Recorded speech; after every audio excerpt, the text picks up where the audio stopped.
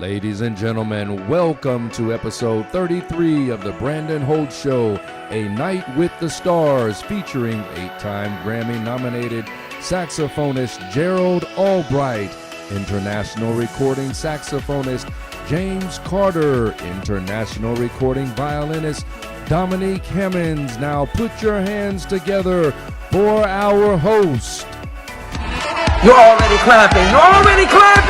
Ladies and gentlemen, please put your hands together for Houston's own internationally acclaimed two-time author and motivational speaker extraordinaire. Give it up for the host of the Brandon Holt Show. It's Brandon Holt.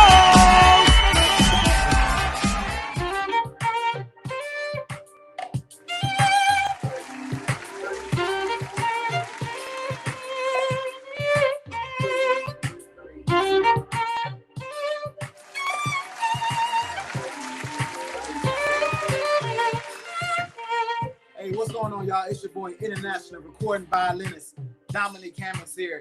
And catch me live, man, this Tuesday on the Brandon Holt Show. I'll see you there.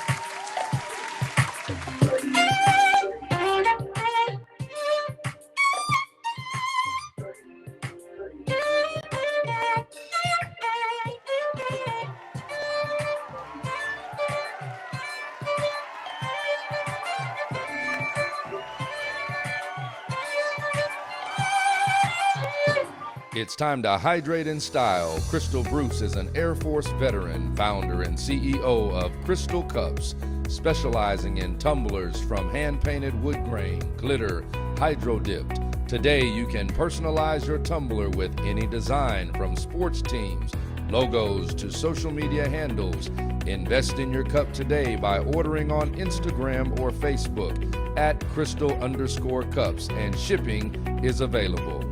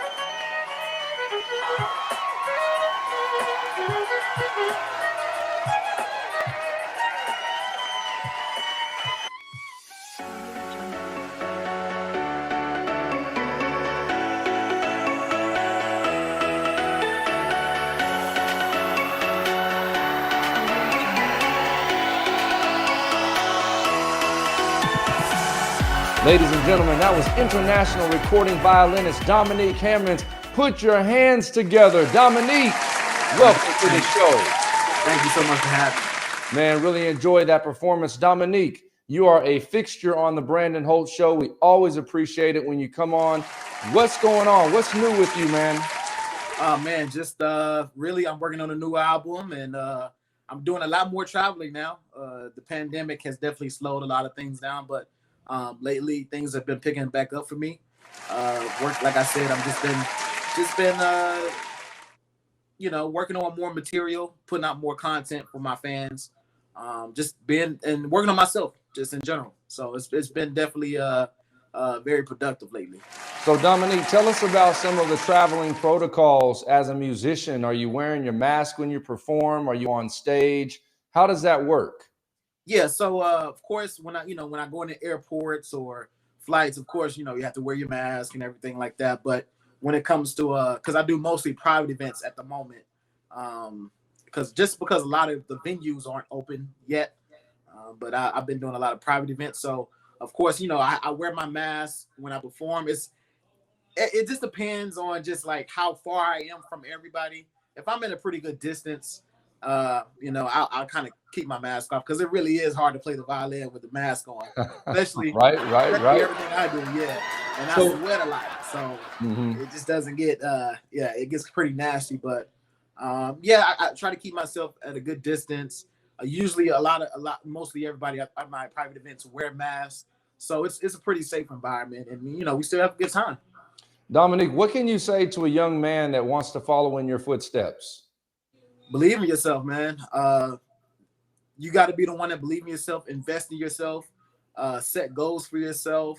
Know that things are going to work out, and if it's meant to be, it's going to be. If it's not, then it's not. But if you believe in yourself, then nobody can take that away from you. And that's kind of what happened to me. I took a leap of faith. I quit my jobs and became a full-time musician. And then after that, I started doing a lot more traveling. Thank you.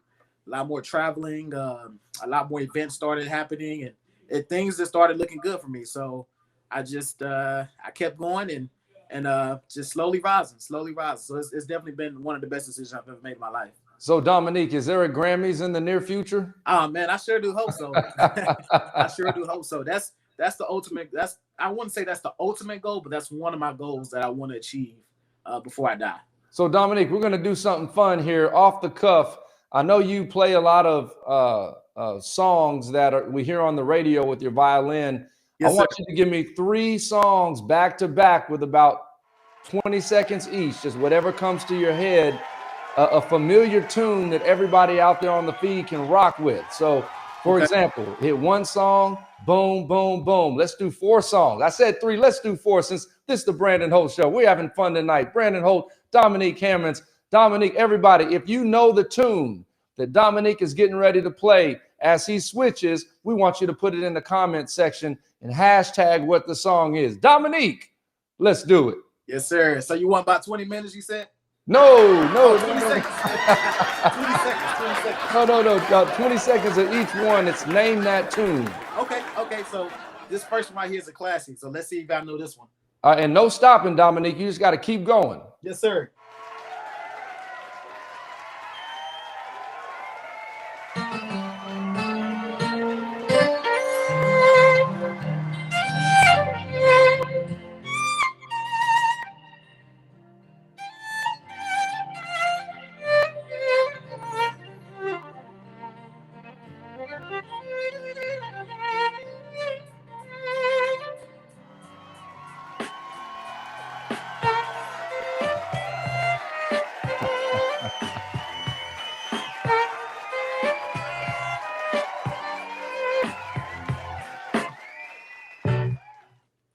Oh yeah. Shout out to New York. I'm gonna get that.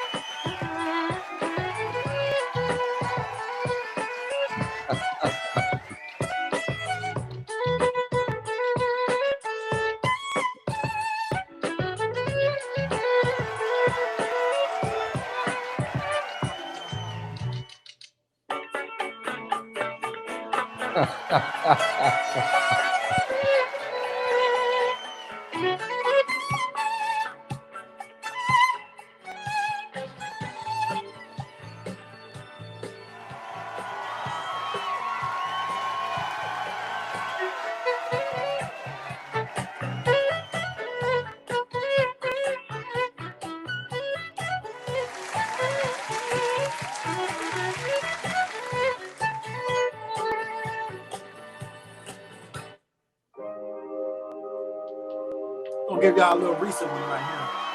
today's song.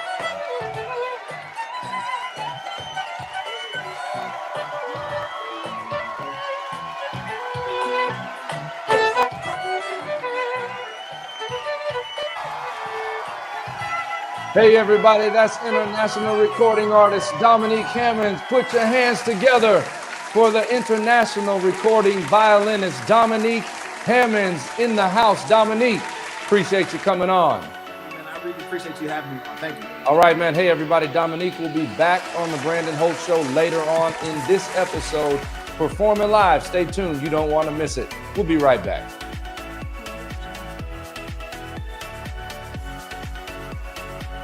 Owner Craig Joseph of Houston, This Is It Soul Food, and sponsor of The Brandon Holt Show. Be sure and stop by and enjoy some tremendous food. 2712 Blodgett Street, McGregor, Houston, Texas. Thanks, Craig. My next guest is an international recording artist. He is the saxophonist. Hey, guess what, y'all? He's my cousin as well. Put your hands together here on The Brandon Holt Show. Welcome, Carter.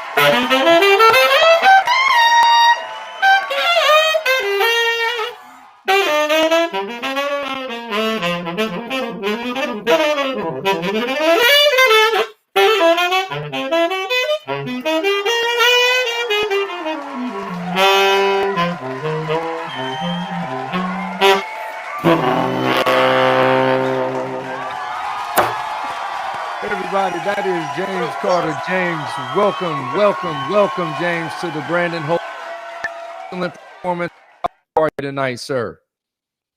Hey, it's good to be here, and it's good to see you, cuz, and it's good to be saturated by all your cyber fans and the people out there in space. And I received my first horn at age late 10, early 11, basically.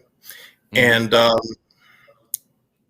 as a result, I wanted to play what I was hearing on the radio, and also, you know, what my brothers were playing and all. I eventually wanted to get to that level because they were dealing with the current tunes of the time. You know, we were listening to Parliament Funkadelic, Graham Central Station, Cameo. I mean, the list went on and on. The house was a virtual compendium of music, all kinds. All of the viewers, James, you have reached a level of greatness. What is that one to two nuggets that you can share with the world tonight that we can take in, especially during COVID-19? People are really going through a hard time. Help us out tonight, James. Well, first off, I want to thank you for having me on your show and to share your platform with me, and to be able to reconnect on a family level. I wanted to be able to continue to forge this from this particular point onwards as well, so we can take the milk carton away and not be missing from each other's lives from this point on. That being said, I have been quite guilty of not really practicing like I should, because I've been preoccupied with how my family's been. And during this time, you know, a whole lot of cabin fever has been going on. So one of the things that I can definitely say is, you know what your passion is, you go ahead and continue to pursue it, even amongst, you know, this pandemic, because when it's all said and done, it's still about the big hand being in the little hand. God's still in control, regardless to whatever fake news and falsehoods and stuff that's out here, you know. And I want to also say that I think that this can be eradicated on a natural basis. I had a couple of symptoms at various points. Albright had mentioned that he hadn't been on stage since last March, and I've been quite grateful to have graced quite a few stages since the pandemic has happened, starting with the Detroit Jazz Fest. I've played there a couple of times during the Labor Day weekend. The following October, I had my group at the Blue Note in New York, and that was my organ group, actually, and we premiered a piece that was commissioned by me from the American Composers Society, and it was titled Entering Covidia, which basically, up until that point, we were putting the music, some of the events and the feelings that were going down, you know, from the beginning of pre-COVID, where everything was still quote unquote footloose and fancy free, at least for us musicians and all. And then we represented the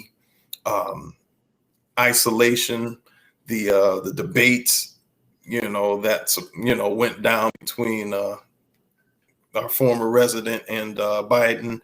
And we brought it to a frenzy and whatnot, but then we had the Almighty come in and we brought it just down to a gut bucket gospel and said that he's going to handle it and everything's going to be all right.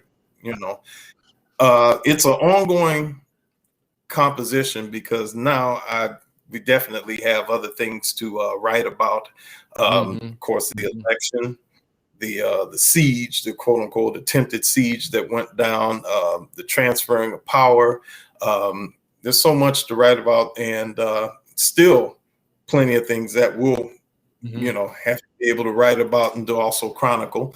And just looking forward to being able to be that voice and to be that hope, you know, at least sonically and also through actions as well. This music, the ultimate degree is, once again, to bring life.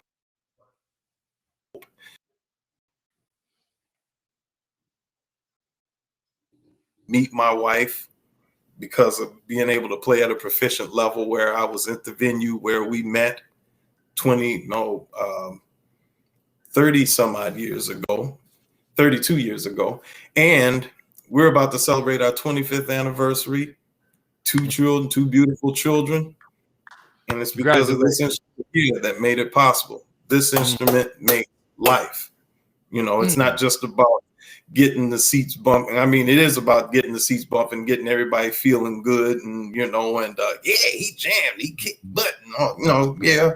But if you're not getting the fact that, you know, these people that you see up on stage have been endowed, you know, with creativity that, you know, and individuality that comes from the one, and you don't seek that out for yourselves, then you're missing the whole point. So what I really what I hear you saying, James, is that a saxophonist is not what playing the saxophone is not what you do, but it's who you are. And so when you're on stage and you're playing, it's like the man James is removed out of the way, and the divine one through you to encourage and reach people in multiple ways. So I really like I like that, man. Like your humility has removed you. Even tonight during the interview, all the names that you called out, everybody you were giving, you know, different shout outs to were people who have helped you and coached you along the way. And I just want to say that I'm grateful to have you on the show, as well as all of the fans, the viewers. Your message and your story, just listening to the whole world of jazz music has been very educational and inspirational to me. So, cuz, from my heart to yours, I appreciate you. Hey, I appreciate you once again for having me in your space and to be able to occupy it, and also to ratify these, kinship alliances and to bring it together. Man. Yeah. Hey, James, we all want to know, can you take us out with one more masterpiece? I think I can deal up with something. Yeah, I can rustle up something. Just hey, missed. We're closing out the Brandon Holt Show. We appreciate everybody tuning in. Put your hands together for international recording artist, saxophonist, world renowned. Come on, give it up for the man himself, Mr. James Carter.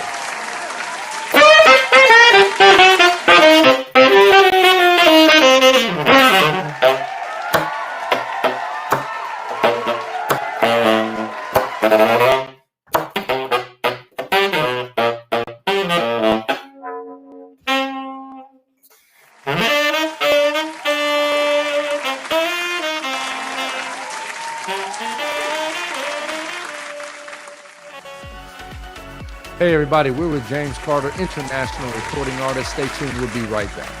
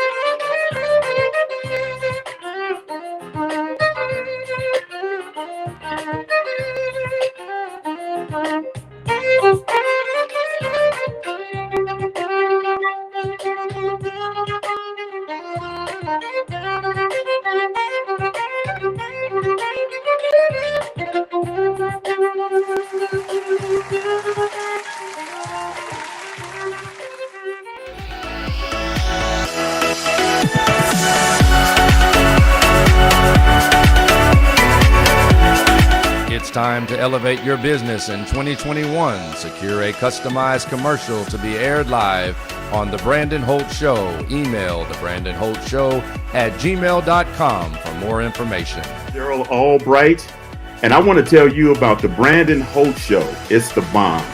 And Brandon's cool because that's my son's name. Check out The Brandon Holt Show, 7 p.m. Central Standard Time. You won't be disappointed.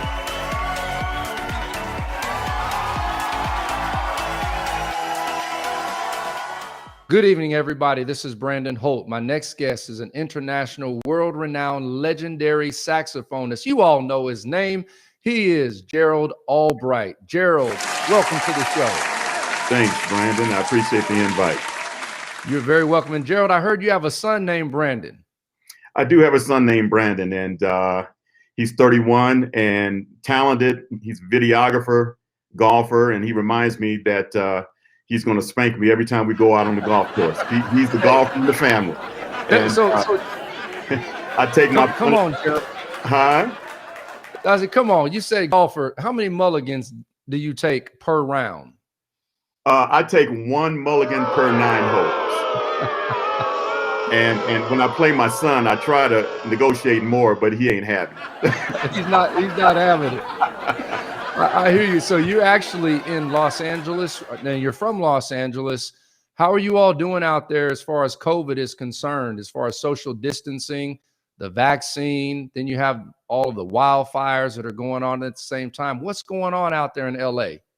Well, you got it half right. I'm actually from Los Angeles originally, but I currently live just south of Denver, Colorado. And I've been in Denver for about 16 years. Regarding COVID, we're, flattening the curve. Well, not flattening, but we're allowing it to go down now. I think we're in the yellow stage, which means I believe that restaurants can have 50%, with at least 25% capacity. And, we're trying to get back to normal here. People are slowly but surely getting their vaccines and listening and masking up. And especially in my immediate community, we've actually gotten a lot of accolades because the numbers have been significantly low in our area. So I'm very happy about that. So now, being a saxophonist, when you're playing the saxophone, your mouth isn't. So have you actually played since there's been a mandate to wear the mask? And if so, how have you made that adjustment? Well, honestly, Brandon, I haven't seen a stage since late February of 2020. I haven't been on an airplane since late February of 2020.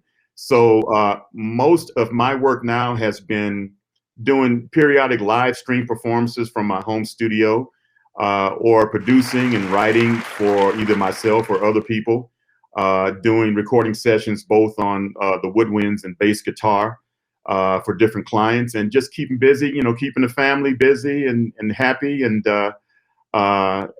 actually, the blessing in this whole COVID thing is that I'm a new grandpa.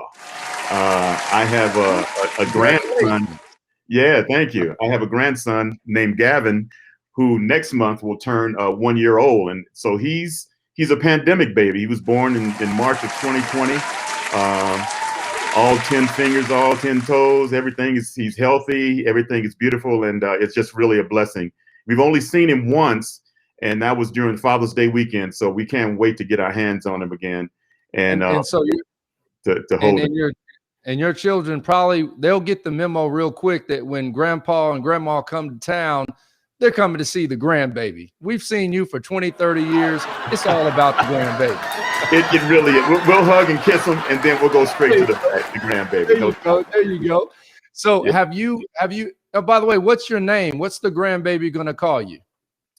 Me and my wife went through a plethora of names, Brandon, and very creative names, and we did full circle. I wound up with Grandpa, man.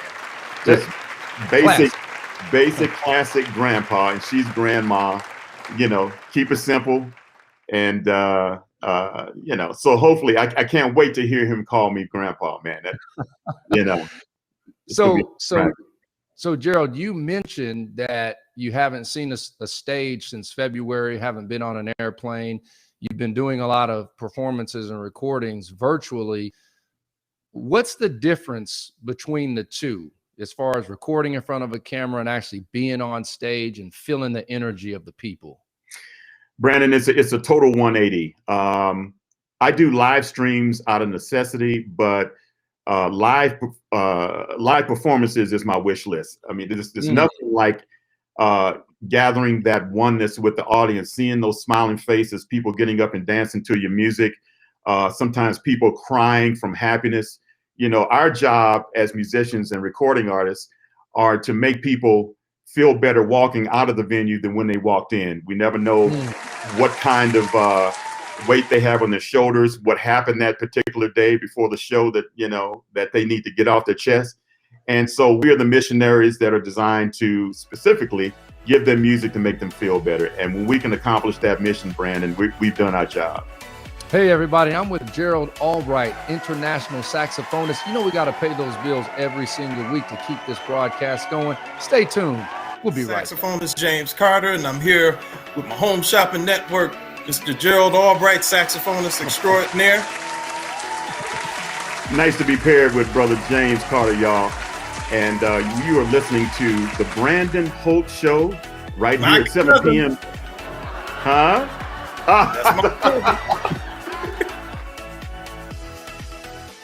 Gerald, you had mentioned something a moment ago about a recording artist and a musician.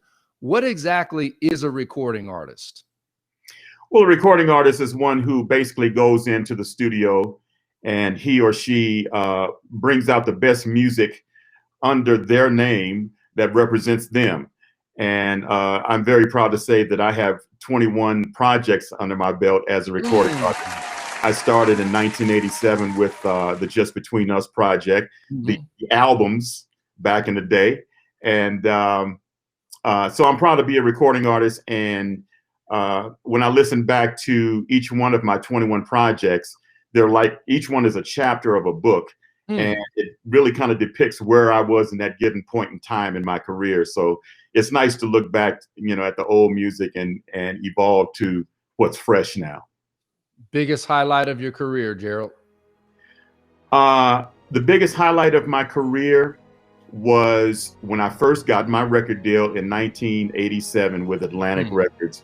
I didn't have a manager, Brandon. I was out there, I was green in Los Angeles, just, you know, doing recording sessions and gigs around the city. And my wife and I had an apartment and a young daughter, Selena, who is now a recording artist in her own right, Selena Albright.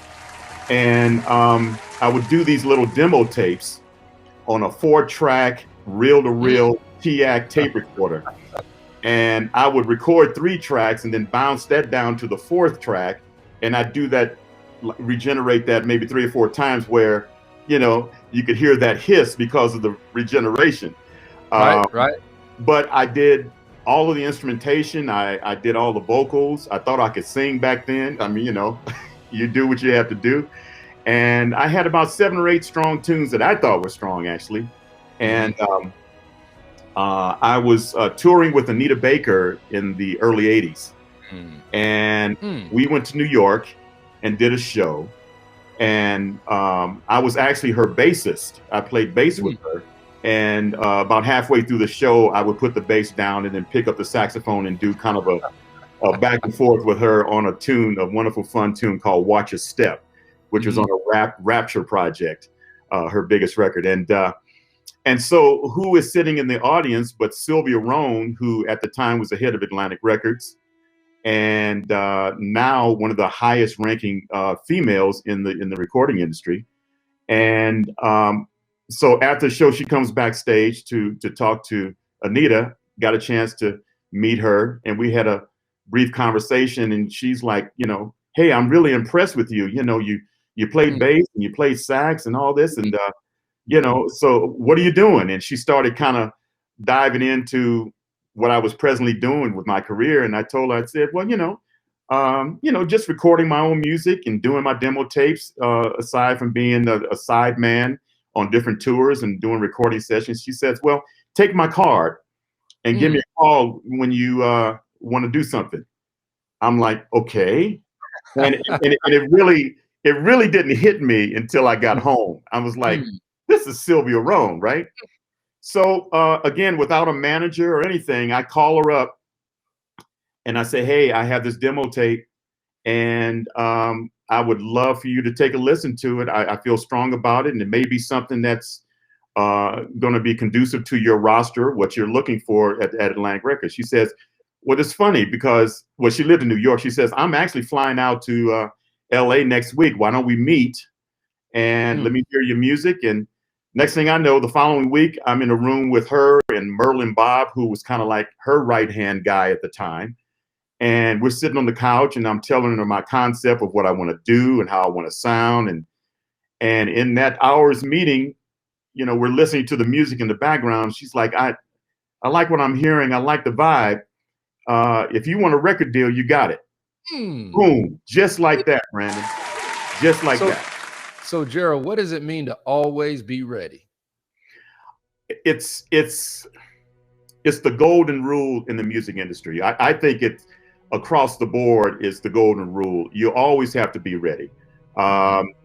And, you know, I was in the right place at the right time. Of course, there's a little luck that's part of the equation too.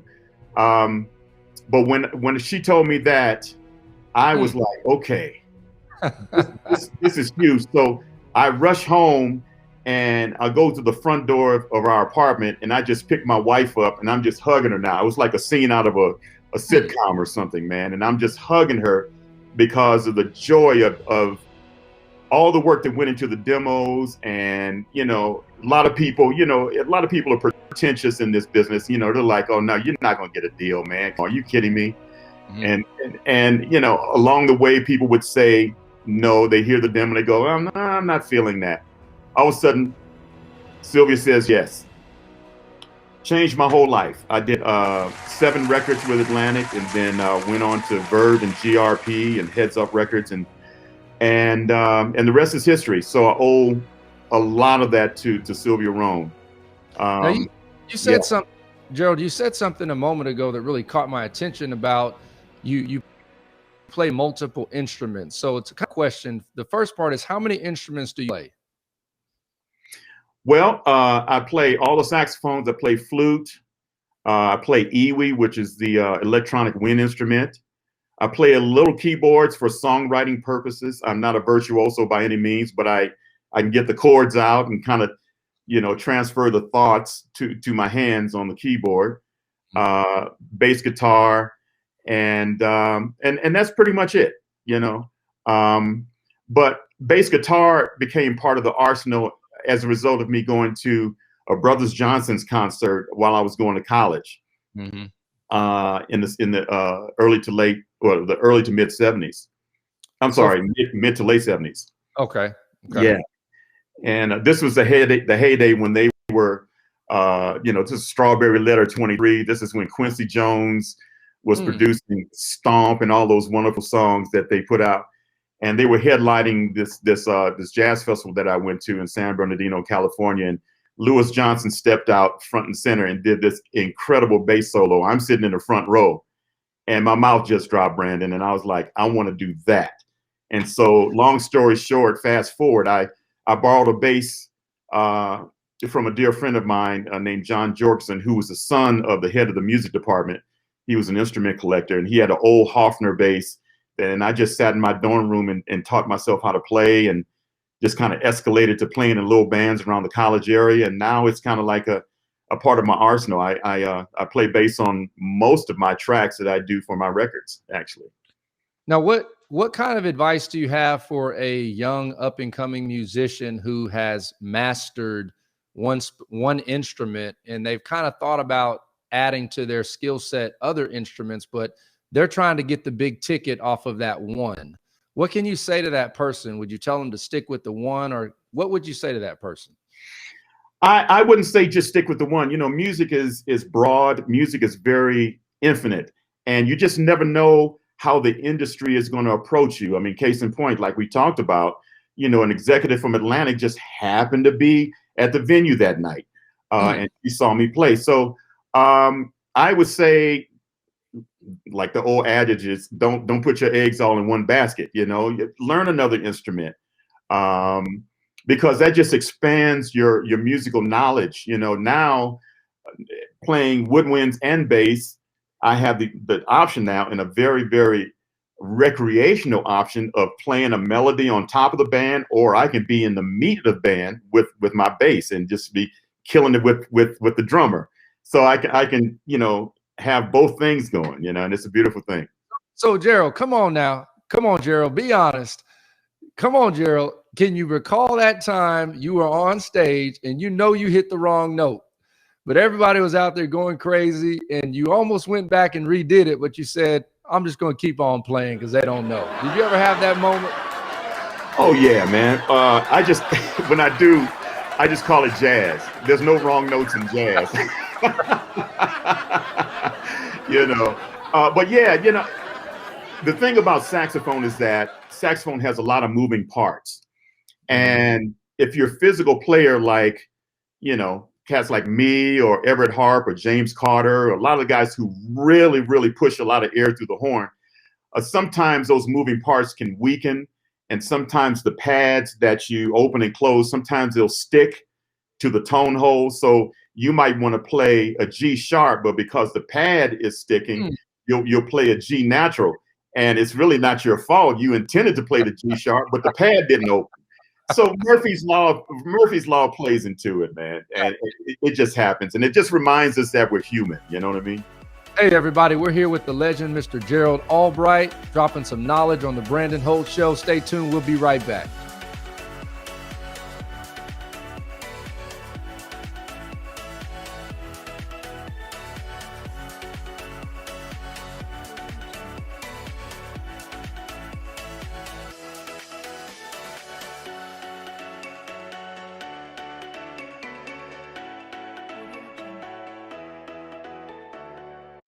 Hey, everybody, we are live with Mr. Gerald Albright, international saxophonist. So, Gerald, tell us about your new G stream that was released in October of 2020. Yeah, I'm very proud of it, Brandon. It's my 21st project of my career, and it's my very first EP. I went with an extended play of 3 songs, and basically, I just wanted to put something out there that would hopefully nourish and feed the listener, my fan base, in a positive way. You know, going through the pandemic, we're going through all these levels of political adversity and things. And I just wanted to put some music out there just to let people know, hey, I'm feeling you. I hope this feels good. And I want you to feel better as a result of it. So we put 3 strong tunes out. The first single, called Better Days Ahead, I'm very proud to say, was #1 for 4 weeks on Billboard. Congratulations. And, thank you. And so we're very, very proud of it, and got a chance to just really stretch out on the various woodwinds and bass and do my songwriting and production. And because of COVID, COVID gives you time to kind of test things that, you know, you wonder if you can do certain things, you know. And I decided to, on this project, mix my own project.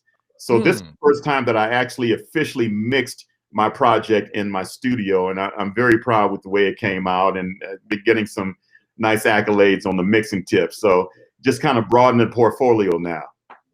And that's very fitting, you know, Better Days, Crazy, and Hope. So we need better days. What about Crazy? What was the mindset behind that song? Brandon, Crazy reflects how I felt in the month of March, April, when this pandemic really, really hit. I was like, what the heck is going on? I had all these summer dates, summer tours. You know, now we can't get on an airplane. You know, people are emptying out the grocery stores. You can't buy paper goods. You can't do anything. I've never seen anything like this in my lifetime. So I was just like in anxiety mode and just crazy. And there's this song that CeeLo Green originally called Crazy, and I decided to do a cover of that and put my own spin on it and make it more of an up-tempo, funky, 4 on the floor type of feeling. And so we had a lot of fun with that, man. So that's where Crazy came from. And then you're closing in with Hope. So, hey, Better Days, Crazy, Hope. So, Gerald, have your cooking skills improved since you've been locked in the home for the last several months? Brandon, I can make you the best bowl of cream of wheat that you have ever had in your life. Come on, Gerald. Come on now. Let me tell you, you know, I love to do the basic stuff. I'm good at breakfast. My wife is the ultimate cook, man. She's from New Orleans originally, so she brings that whole Creole overtone to the cuisine. And when she gets in the mood to cook, man, I just go, okay, yeah, let's go, because I know something's going to come out of the kitchen that's going to be just stellar. She also has a business called Glennis's Kitchen, and everybody can go to glenniskitchen.com, where she has all of these products like a coating mix, a waffle mix, and a plethora of other product lines that people can go. So it's glenniskitchen.com. But man, she takes care of the culinary side of what happens in this household, and I'm so thankful. And I'll tell you what, Gerald, COVID didn't help. I don't know about you, but I gained a lot of weight during COVID. Then the gym shut down. It was really bad down here in Texas. How'd you handle yourself out there? Well, the one thing I did, because as I mentioned before, I was crazy, and having this anxiety thing, I would go on power walks, man. We have like these nice hills in the area. And if the weather was right here in Colorado, man, I would just put my headphones on and just take a 3 or 4 mile walk, which kind of stabilized the weight. I mean, I'm a big fella anyway, man, but I did gain a little weight, but I'm on my way back down. And I just bought an elliptical machine about a month ago. So I've been killing that too, about 3 or 4 days a week. So Gerald, have you hit the ski slopes yet? No, I haven't. I leave that to my son, Brandon, who is just a master of extreme sports. He dirt bikes, he does motocross, he does snowboarding. And this is the way he says, quote unquote, he relaxes. So so I leave that to him. My thing is golf, and I love nature. So I'll go on my power walks. They have like beautiful scenery out here in Colorado. Definitely no shortage of scenery here. And every now and then I'll jump on my motorcycle and take a nice little ride down the highway. So Joe, you have an online store, a new online store that you launched. Tell us about that.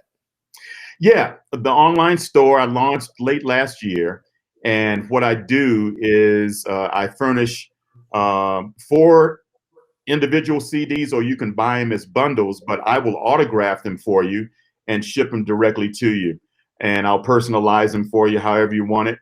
And all you have to do is go to geraldalbright.com/store and then hit the blue store button and put your information in. I'll send the CDs right out to you. So that's what it's all about. And then very soon we're going to be adding some other types of merchandise to it. So look out for that as well. And I'm going to go ahead and throw it out there. I'm not looking for a commitment, but the Brandon Holt Show is looking for a little intro song with some jazz in the background. So I'm coming to find you, Mr. Albright. So be looking for my phone call or my email. See if we can work on something for the Brandon Holt Show. Come on, man. Let's do it. I'm ready for you. So Gerald, what are some projects that you're working on now that you plan on releasing in the future? Anything that we need to look forward to coming? Yeah, actually, the G Stream project was deemed to be more of like a 3-part type of presentation. So we have G Stream Chapter 1. We're going to put out G Stream Chapter 2 with probably 3 or 4 more songs. And then the 3rd part will be the inclusion of 1 and 2. And then we'll add 3 or 4 songs to round it out to the G Stream CD. And so that way we can bring new music throughout the year in parts to our listening audience. And I'm very proud. I'm also already working on Chapter 2, and it's coming out very, very nicely. I'm very proud of it. Hey, everybody, this is international recording artist, saxophonist, the legend himself, the man, Mr. Gerald Albright.